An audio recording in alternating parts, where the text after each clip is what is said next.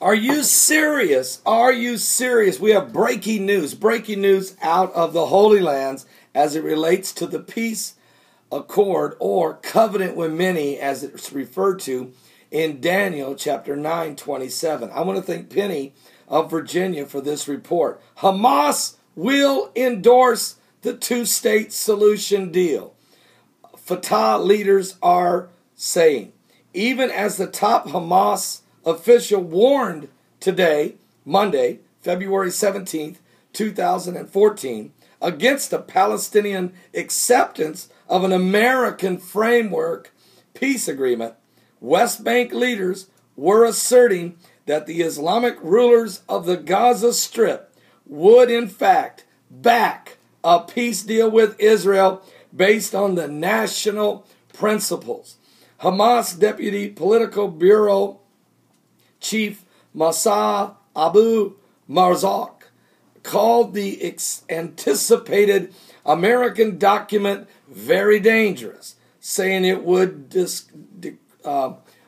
create a problem with Palestinians potentially through the final status issues. But he said, quote, I believe that those who turn to the negotiations, despite the objections of all the Palestinian factions, the PLO's executive committee, and many members of the Fatah, will not hesitate to sign an agreement despite all of the above, according to Hamas al-Rashia newspaper. Nevertheless, the Palestinian Authority President Mahmoud Abbas expressed confidence during a speech to Israeli students, which to me, that is still blowing my mind. 300 Israeli students went to Ramallah yesterday, February 16, 2014, and met with Palestinian President Mahmoud Abbas. What? Are you serious? Are you serious?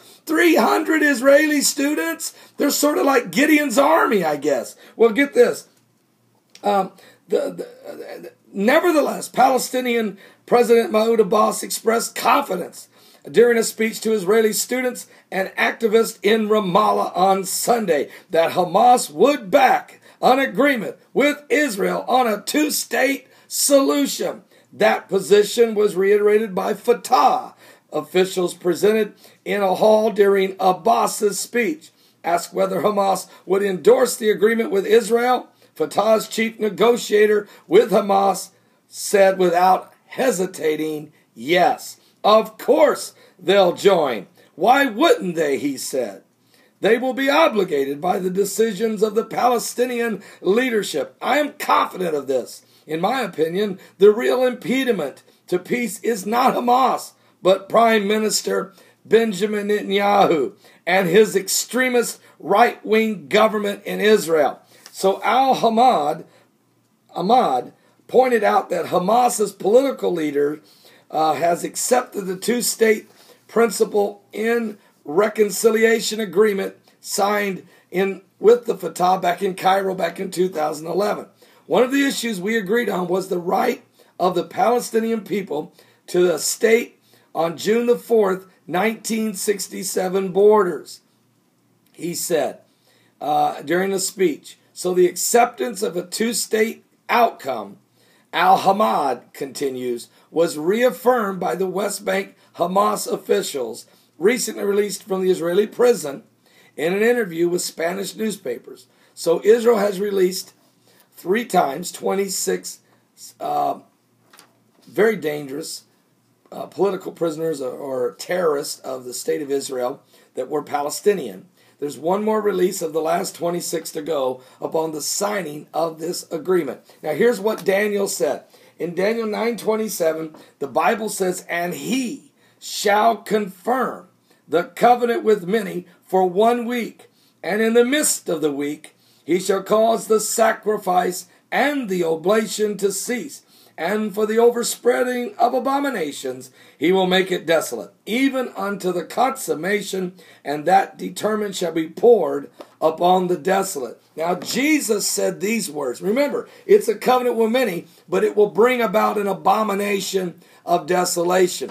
Jesus said it this way. When he was sitting on the Mount of Olives in Matthew 24 and was asked if he could tell him the signs of his coming and the end of the world. And Jesus said, there will be false Christ and false prophets shall rise, and they shall deceive many.